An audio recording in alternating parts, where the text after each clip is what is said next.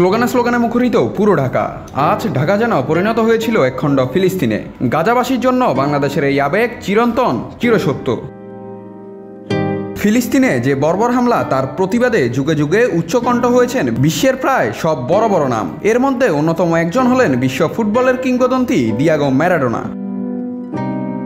আর্জেন্টিনার লানুসে জন্ম নেওয়া এই ফুটবল জাদুঘর শুধু মাঠের নয়, মানবতার কণ্ঠস্বর হিসেবেও চিরস্মরণীয়। 2012 সালে তিনি বলেছিলেন, আমি ফিলিস্তিনিদের 1 নম্বর ভক্ত, আমি ভয় না পেয়ে ফিলিস্তিনকে সমর্থন করি। 2014 সালে গাজার উপর ইসরায়েলের হামলার সময় বলেন, ইসরায়েল যা করেছে তা অত্যন্ত লজ্জাজনক। আর 2018 সালে রাশিয়ায় ফিলিস্তিনের প্রেসিডেন্ট মাহমুদ আব্বাসকে জড়িয়ে ধরে বলেন, আমার হৃদয়ে আমি একজন ফিলিস্তিনি।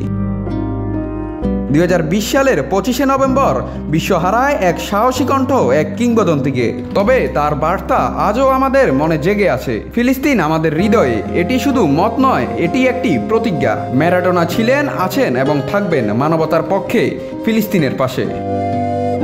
নাত রাহুল, নিউজ না স্পোর্টস।